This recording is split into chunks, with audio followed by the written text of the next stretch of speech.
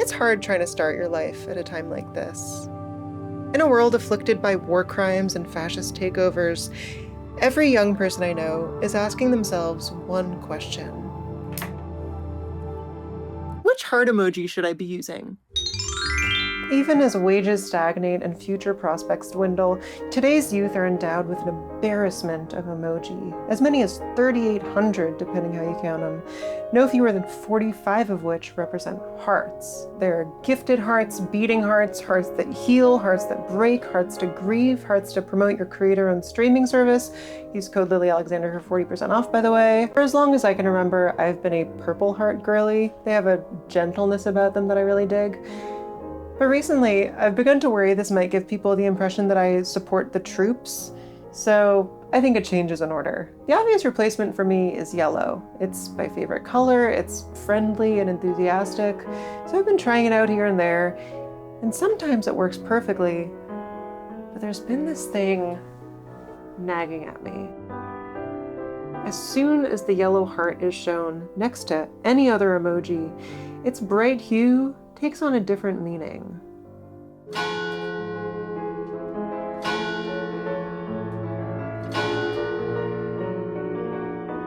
This is the color of flesh. When paired with a smiley, frown, or sigh that shares its color, the yellow heart ceases to be an abstract representation of love and suddenly becomes a physical heart that used to be inside someone's body. Someone might have died so that I could use this emoji. Someone might be dying every time. I try to make myself forget, set my phone to black and white, shut myself off from love. But at random points in the day, the extent of the world's cruelty pierces through all the layers, and I'm raw to it again. Suddenly, I find myself sobbing in some public bathroom stall, asking, what gives them the right? Presumably, this is all down to the emoji I'm using, so I want to understand, no, we need to understand how things got so bad. Over the past 18 months, I have read dozens of books on tech history, media critique, and color theory to try to understand why, on every major operating system, the default skin tone is yellow, a color nobody is, but one that can't quite be called neutral either. My research into this topic has led me to some dark places and startling discoveries. It became clear that everyone from TV networks to insurance companies spend a lot of money keeping the story under wraps. We'll get there, don't worry. For now, I'll say, if you think this started with emoji, you couldn't be more wrong. This goes all the way to the top. I won't lie to you folks, making this video almost killed me. Since starting my work, I've faced legal threats, had my house swatted by Disney executives, and narrowly escaped what can only be described as a reverse Luigi Mangione situation. But it was worth it. It was all worth it, because I made it here today to recount my account of encounters, cultural, countercultural, and countercultural with that crown jewel of chroma, yellow. Let's start from the beginning. The first smiley face was invented roughly 4 billion years ago when an anonymous asteroid crashed into the surface of Mars. After that, the smiley face entered something of a quiet period until 1963, when an American insurance company noticed that its employees were absolutely miserable, presumably from spending the best years of their lives defrauding widows and cancer patients. Now, the decent thing to do would be to disband and put themselves at the mercy of God, but instead, they put themselves at the mercy of this guy, a small-time graphic designer named Harvey Ball, who they tasked with creating a design that could boost morale around the office. As the story goes, Ball grabbed the nearest piece of paper, which happened to be yellow, doodled a happy little guy on it, and that's all there was to it. Woof. The company paid him $45 for his work and put this, not this, on buttons that they gave out to their employees, so that even when a bleary-eyed claims worker was informing you there would be no payout for your husband's fatal crash, you could look down, see a smile, and feel like everything was going to turn out okay. There's no way Harvey Ball invented this depiction of a smiling person. It's very intuitive and shows up all over the place. But Ball's drawing in the early 60s arrived at the perfect moment for a simple design to be distributed widely. By the dawn of the next decade, his take on the smiley was everywhere, not just on buttons, but on badges, bracelets, bumper stickers. Beads. Bees? Beads. Beads? Job's not on board. A few years after Harvey Ball died, a museum in his hometown staged a show commemorating the smiley and offering some context for its popularity. Wallace credits the design's success to Americans' search for a simple positive after a decade characterized by assassination, a controversial war, race riots, and general social upheaval. People were looking for something different, he said. Nowadays, the better part of a century removed from the 60s, I noticed people have started to associate the smiley face with the hippie movement. This is way off, and frankly, it makes me sick. The smiley was not a counterculture symbol.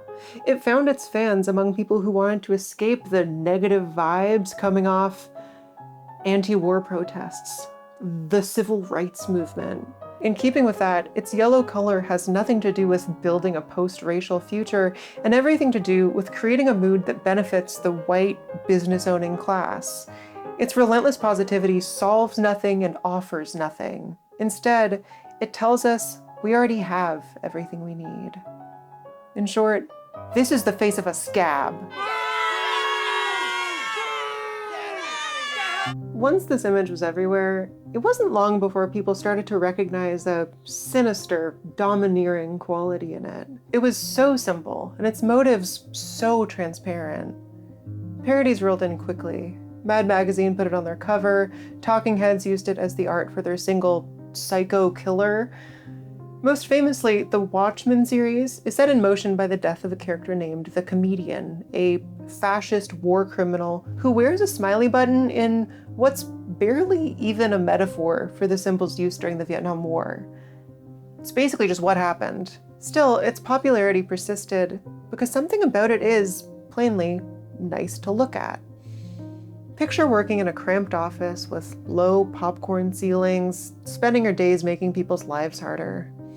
When you go to the bathroom to splash some water in your face, you look into the mirror, and the only thing not the color of cigarette tar is that big yellow button, the size, shape, and color of the sun. Wouldn't your eyes dart to it reflexively? Wouldn't you take that little hit of relief regardless of its source? If a government was handing out these pins, we'd be quick to call it authoritarian. There would be so many parallels to reach for in the cultural canon. Double plus good, shiny happy people holding hands. For one reason or another, we're not primed to use that kind of language for companies. Under neoliberalism, their authority over our lives, even down to which emotions we're allowed to feel, is always legitimate. Lily? Yeah? You used the word again? Yeah. All these connotations carried over into the design of the next iconic use of yellow skin in Legos. Is this one of those things where people are going to be like, oh, the plural of Lego is Lego? Honestly, I am sorry. It's just been really hard for me lately. The first Lego minifigures rolled out in 1975, and they were generic in more than just skin tone. They didn't have any faces, or for that matter, any moving parts. The LEGO Group says that they were designed this way in accordance with key values that include unlimited play possibilities for girls and for boys, and imagination. They wanted all children to be able to look at these toys and see themselves or anything else they wanted. I kind of love how much these designs leave to the imagination. This one could be a newspaper vendor or a marching band leader. These could be pants or a skirt. This guy, straight up naked for all I care. From one angle, this is the opposite of Harvey Ball's cloying, vapid stare. A little yellow guy that doesn't ask you to feel or behave a certain way. That is, until 1978.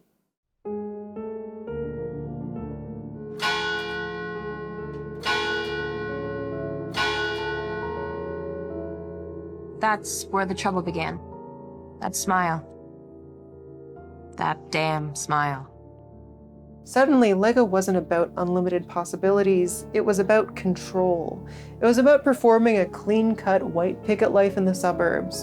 It's about waking up in the morning, driving an hour to work, coming home to watch TV, and never encountering a single thing that makes you feel a real emotion, like anger or shame. What, you think play should be fun? Please. Play should be about catharsis.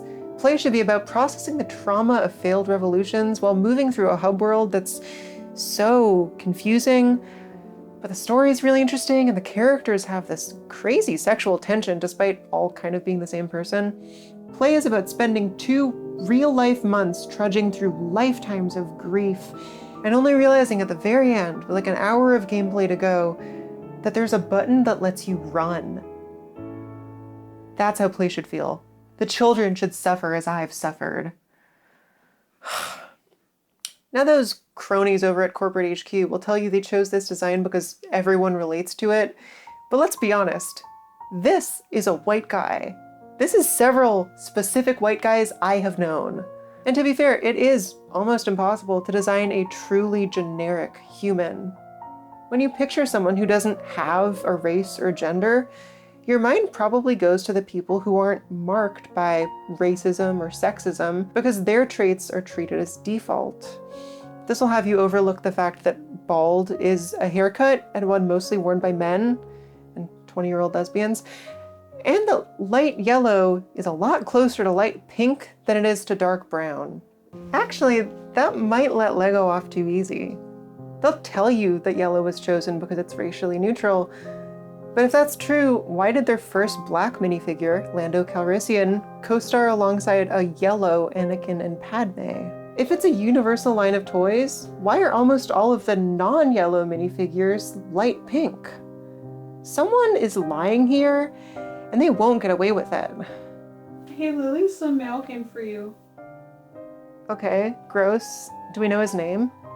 Here. Gotcha, okay. Medical bill, death threat, oh, coupons. And then this one's from Denmark.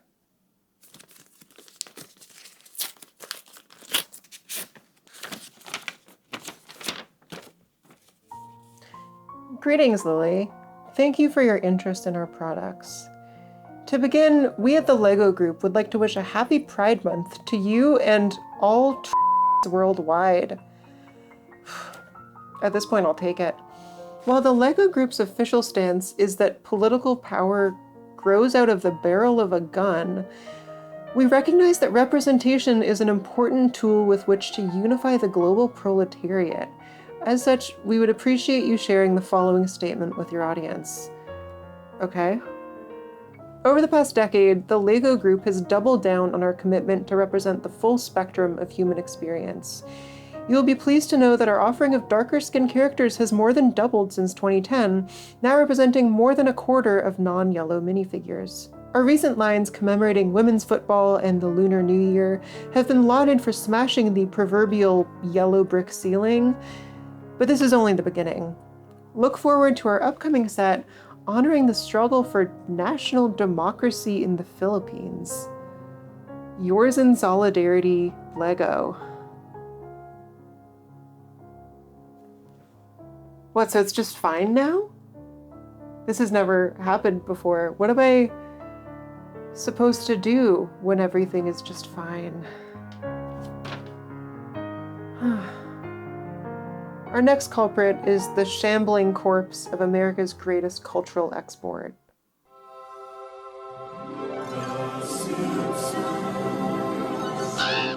The Simpsons are associated with yellow skin for obvious reasons, but to say it's the default skin color on the show would be not wrong, but loaded.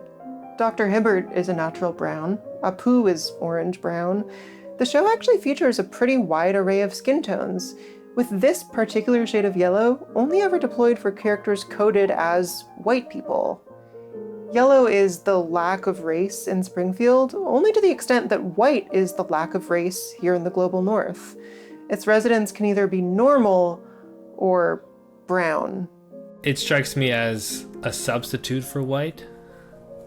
In the case of The Simpsons, they clearly seem to me to be a white family. God damn, that is wild. I didn't notice that really. And actually, it's pretty sad because I mean, Simpsons is one of the longest standing cartoons. But I'm very curious as to what happened that made it so that those people that aren't white couldn't be yellow. Maybe they were scared of no, like it really doesn't make any sense. The Simpsons started out on a fledgling TV network in a very oversaturated market for cartoons, most of which never made it past their second season. This was the decade that gave the world such series as Foofer, Spiral Zone, Adventures of the Gummy Bears, Rubik the Amazing Cube, The California Raisin Show, Wolf Rock TV, and who could forget Dink, the little dinosaur. Fearing The Simpsons might be destined for a spot on some similar list, wedged between an Elf Tales and a Bigfoot and the Muscle Machines. You may find me repulsive now, but soon you will love me. Never. Creator Matt Grading wanted to be sure his show would stand out. According to an interview with the BBC in 2007, this is what prompted the unconventional choice of skin tone. He said, "An animator came up with The Simpsons Yellow, and as soon as she showed it to me, I said, this is the answer.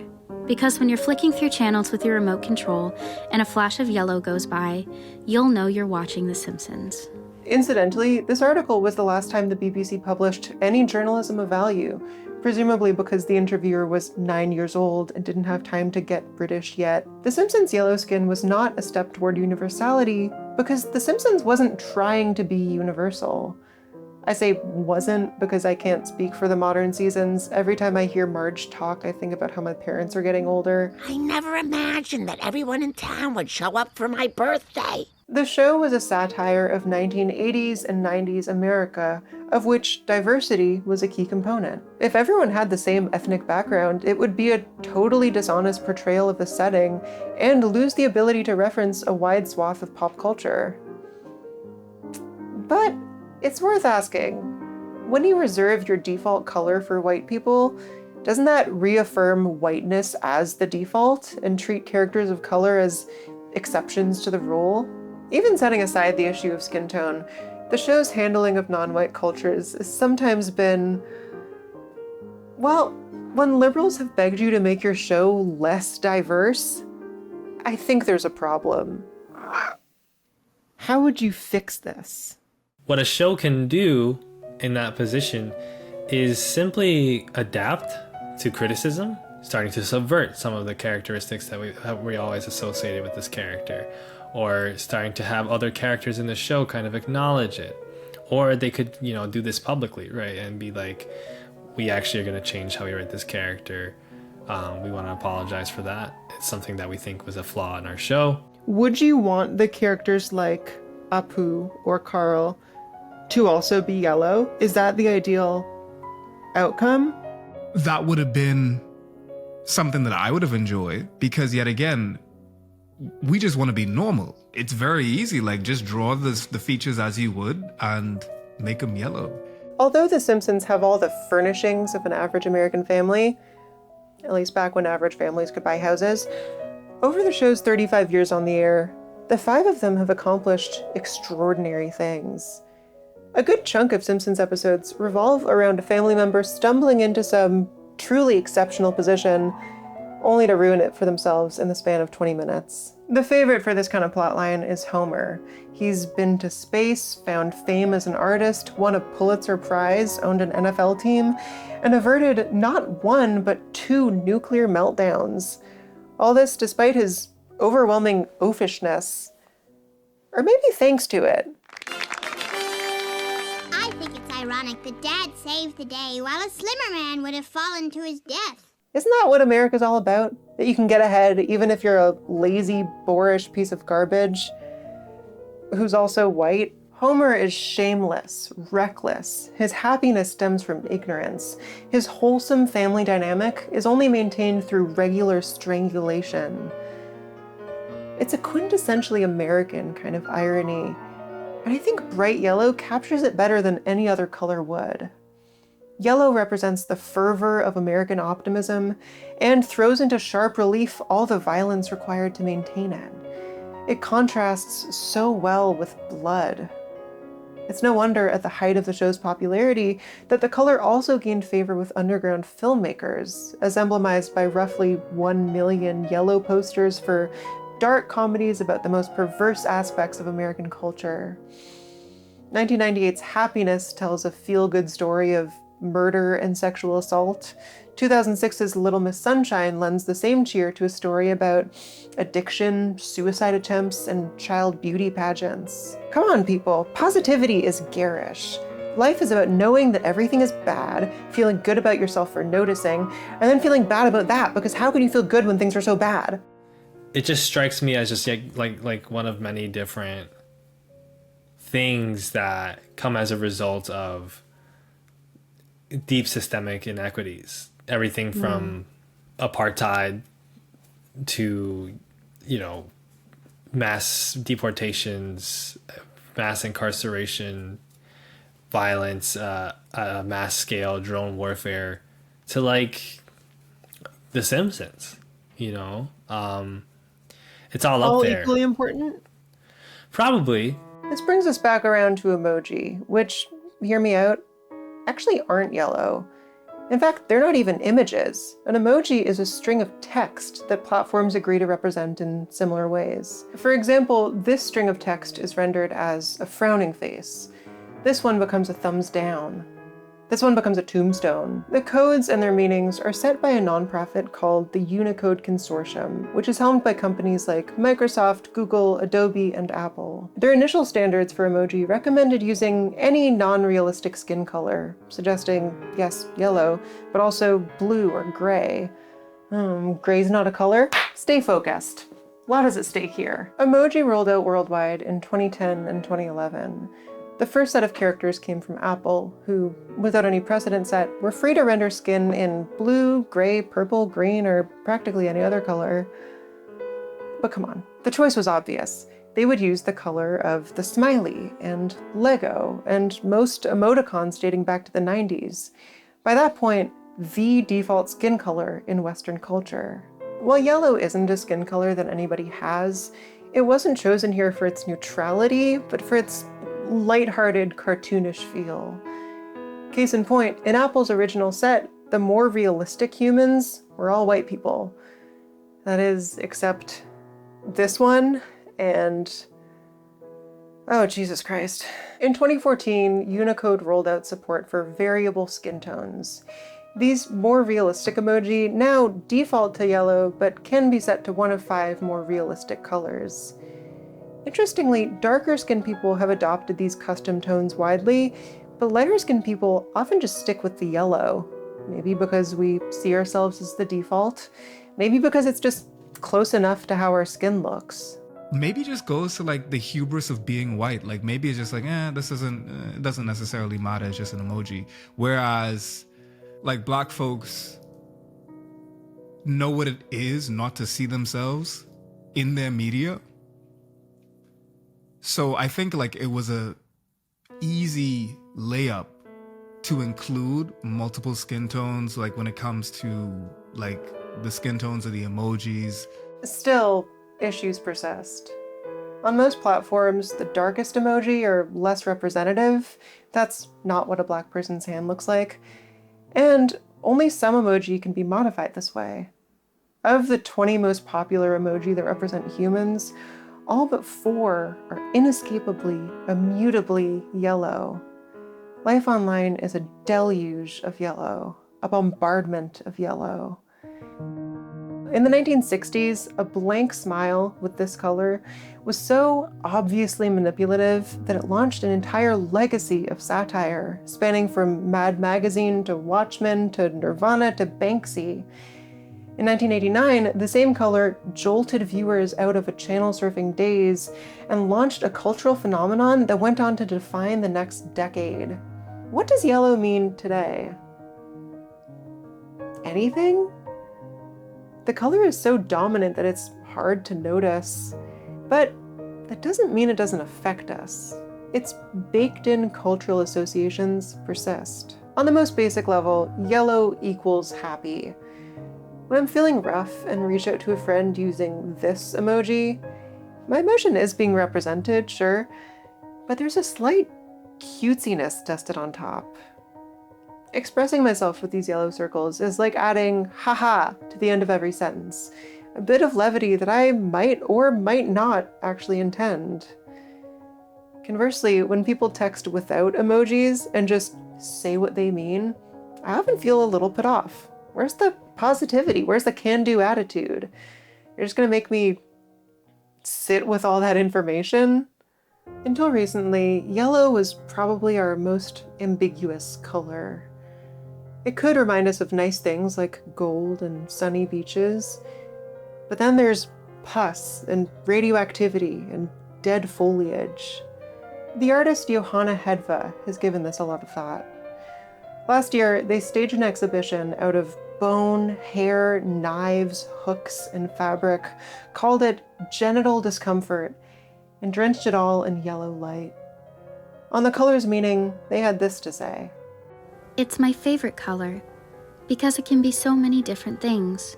Toxicity and illness and gold and honey, and still be called a pastel. It's the color that threatens acid rain despite or because of its softness. Yellow is the most versatile of all colors, which can tilt it toward vagueness, unlink it from meaning. This is why it's so cool. Unlike red or blue or purple or green, yellow has no dominant allegiances. It's not the color of blood or Mary or royalty or envy, only disguises, mutations. I think this is such strong writing, and I just don't relate. When I think about yellow, I think about the sun and sunflowers and smiley faces. Eliot described it essentially the same way. Yellow strikes me as, in general, a color that usually reflects some type of neutrality or some type of like ease, like some type of placidity.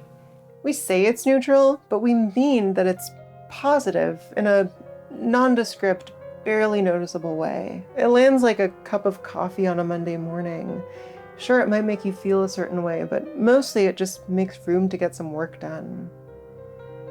Eliot and I are both about 15 years younger than Johanna Hedva. I got my first cell phone in 2014, the year emoji went yellow, and they've been all around me ever since. I worry their ubiquity, in a small but measurable way, has pacified me. Cut off my access to a rich world of symbolism, of viscera and discontent, given me new eyes that can't see it and a smile to match. Yellow tells us the racism that built this world is no longer a factor, that the crushing weight of classism can be lifted by a mere change in affect. Even knowing this, it still feels nice to look at. I can't sustain this anger all day. When I need a break, I buy clothes and send texts in a yellow they chose. I bask under the sun they made for me because, well, it's the sun that's there. Set in motion 60 years ago, Harvey Ball's plot to pacify the masses has succeeded beyond his wildest dreams. Fucking insurance companies.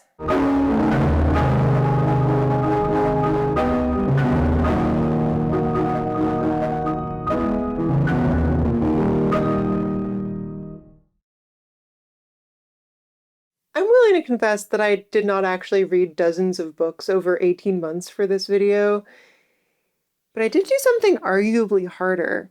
I sat through 2017's The Emoji Movie, as did my long-suffering fiancé Vic, and then we sat down and tried our best to give it a serious review.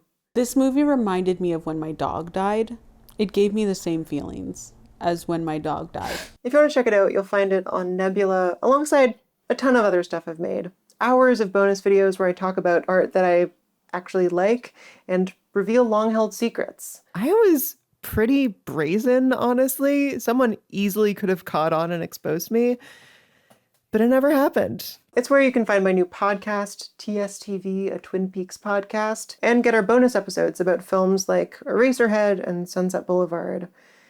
Not to mention tons of original videos from creators that co-own the platform with me. You just watched the end of a video about emoji, so might I suggest a short documentary about how Nebula designed our font?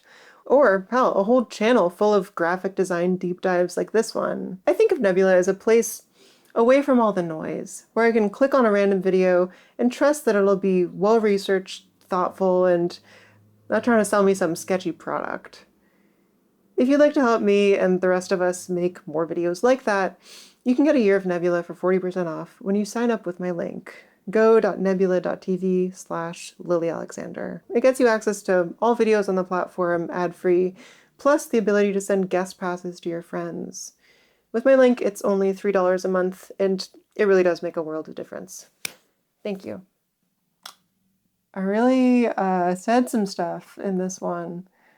I'm gonna let the Patreon credits roll over here, and to fill the time, let me tell you about something that I wanted to include in the video, but I couldn't find where, which is what I can only call cursed emojis. Those illustrations of emoji or emoticons that are just super visceral and like often either scary or like crass and sexual. I do fucking love these, to tell you the truth. I'll put some on screen, but honestly, I think they're too hot for YouTube, and they're probably even too hot for Nebula. But what I like about these is because they're so like visceral and shocking a lot of the time, they manage to draw Yellow like back into the physical realm, you know?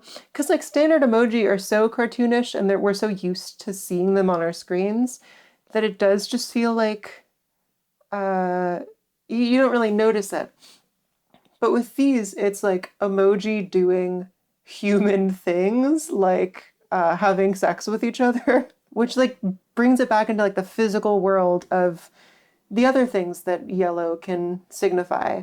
Kind of makes it ambiguous again in a way that I like. And actually, you know, that's also kind of what the yellow heart emoji does, except I'm never expecting it. The foot emoji suddenly being a real disembodied foot genuinely is disturbing to me. There were a lot of jokes in this video, but that was not one of them. Okay, that's probably enough time. What can you say? Bye.